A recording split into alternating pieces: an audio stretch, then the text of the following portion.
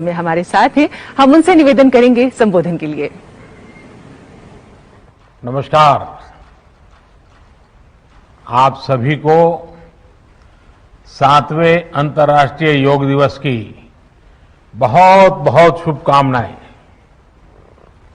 आज जब पूरा विश्व कोरोना महामारी का मुकाबला कर रहा है तो योग उम्मीद की एक किरण भी बना हुआ है। 2 वर्ष से दुनिया भर के देशों में और भारत में भले ही बड़ा सार्वजनिक कार्यक्रम आयोजित नहीं हुआ हो, लेकिन योग दिवस के प्रति उत्साह जरा भी कम नहीं हुआ है। कोरोना के बावजूद इस बार की योग दिवस की थीम योगा फॉर वेलनेस ने करोड़ों लोगों में योग के प्रति उत्साह को और भी बढ़ाया है। मैं आज योग दिवस पर यह कामना करता हूं कि हर देश, हर समाज और हर व्यक्ति स्वस्थ हो, सब एक साथ मिलकर एक दूसरे की ताकत बने। साथियों, हमारे ऋषियों मुनियों ने योग के लिए समत्वम योग उच्यते ये परिभाषा दी थी। उन्होंने सुख दुख में समान रहने, संयम को एक तरह से योग का पैरामीटर बनाया था। आज इस वैश्विक त्रासदी में योग ने इसे साबित करके दिखाया है। कोरोना के इन 1.5 वर्षों में भारत समेत कितने ही देशों ने बड़े संकट का सामना किया है। साथियों, दुनिया के अधिकांश देशों के लिए योग दिवस को उनका सदियों पुराना सांस्कृतिक पर्व नहीं है। इस मुश्किल समय में, इतनी परेशानी में लोग इसे आसानी से भूल सकते थे, इसकी उपेक्षा कर सकते थे, लेकिन इसके विपरीत लोगों में योग का उत्साह और बढ़ा है, योग से प्रेम बढ़ा है। पिछले 1.5 सालों में दुनिया के कोने कोने में लाखों नए योग साधक बने हैं। योग का जो पहला पर्याय संयम और अनुशासन को कहा गया है, सब उसे अपने जीवन में उतारने का प्रयास भी कर रहे हैं। साथियों, जब कोरोना के अदृश्य वायरस से और इस अदृश्य वायरस ने दुनिया में जब दस्तक दी थी, तब कोई भी देश साधनों से, सामर्थ्य से और मानसिक अवस्था से इसके लिए तैयार नहीं था। हम सभी ने देखा है कि ऐसे कठिन समय में योग आत्मबल का एक बड़ा माध्यम बना। योग ने लोगों में ये भरोसा बढ़ाया कि हम इस बीमारी से लड़ सकते हैं। मैं जब फ्रंटलाइन वॉरियर्स से, डॉक्टर से बात करता हूं तो मुझे बताते हैं कि कोरोना के खिलाफ लड़ाई में उन्होंने योग को भी अपना सुरक्षा कवच बनाया। डॉक्टरों ने योग से खुद को भी मजबूत किया और अपने मरीजों को जल्दी स्वस्थ करने में इसका उपयोग भी किया। और आज अस्पतालों से ऐसी कितनी तस्वीरें आती हैं जहां डॉक्टर्स, नर्सेस मरीजों को योग सिखा रहे हैं, तो कहीं मरीज अपना अनुभव साझा कर रहे हैं। प्राणायाम, अनुलोम विलोम जैसी ब्रीथिंग एक्सरसाइज है हमारे रेस्पिरेटरी सिस्टम को कितनी ताकत मिलती है, ये भी दुनिया के विशेषज्ञ खुद बता रहे हैं। साथियों, महान तमिल संत श्री तिरुवल्लुवर जी ने कहा, नोई नाडी नोई मुद्दल नाडी हदु तनिक्कुम वायनाडी वाय पच्चयल। अर्थात अगर कोई बीमारी है तो उसे डायग्नाइज करो, उसकी जड़ तक जाओ, बीमारी की वजह क्या है ये पता करो, फिर उसका इलाज सुनिश्चित करो। योग यही रास्ता दिखाता है।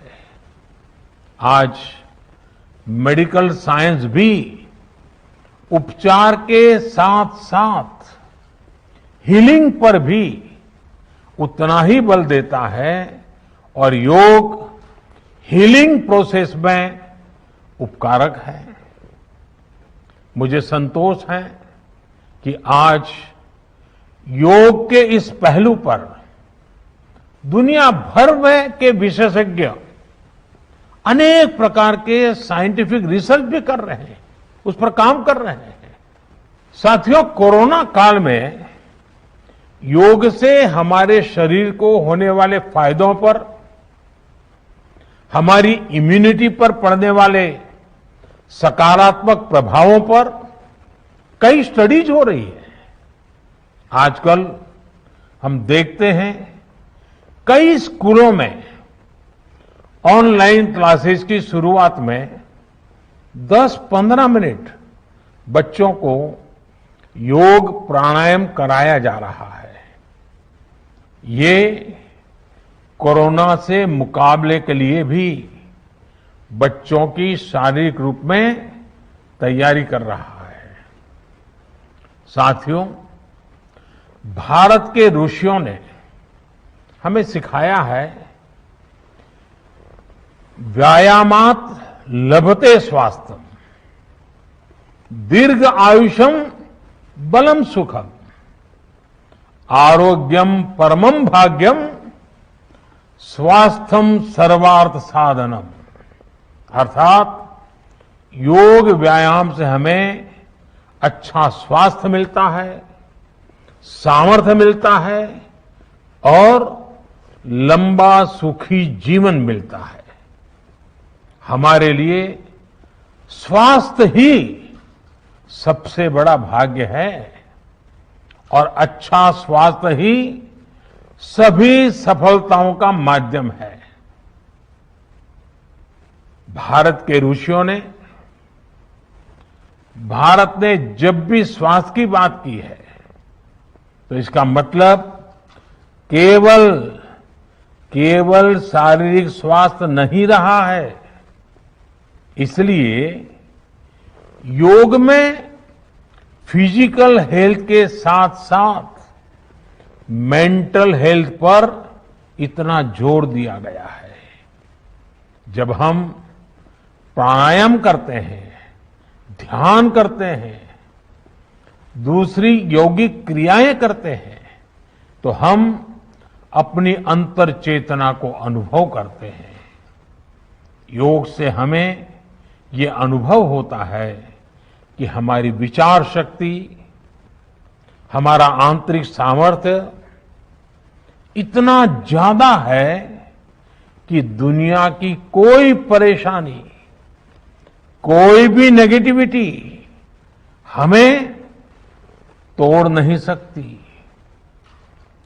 योग हमें स्ट्रेस से स्ट्रेंथ की ओर और नेगेटिविटी से क्रिएटिविटी का रास्ता दिखाता है।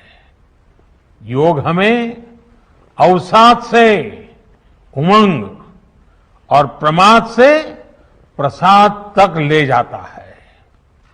Friends, yoga tells us that so many problems might be out there, but we have infinite solutions within ourselves. We are the biggest source of energy in our universe. We do not realize this energy because of the many divisions that exist. At times, the lives of people exist in silos. These divisions reflect in the overall personality as well. The shift from silo to union is yoga. A proven way to experience a realization of oneness is yoga. I am reminded of the words of the great Gurudev Tagore, who said, and I quote, "The meaning of our self is not to be found in its separateness from God and others, but in the ceaseless realization of yoga, of union," unquote. The mantra of Vasudhaiv Kutumbakam, which India has followed since ages, is now finding global acceptance. We all are praying for each other's well-being. If there are threats to humanity, yoga often gives us a way of holistic health. Yoga also gives us a happier way of life. I'm sure yoga will continue playing its preventive as well as positive role in healthcare of masses. साथियों, जब भारत ने United Nations में अंतर्राष्ट्रीय योग दिवस का प्रस्ताव रखा था, तो उसके पीछे यही भावना थी कि योग विज्ञान पूरे विश्व के लिए सुलभ हो।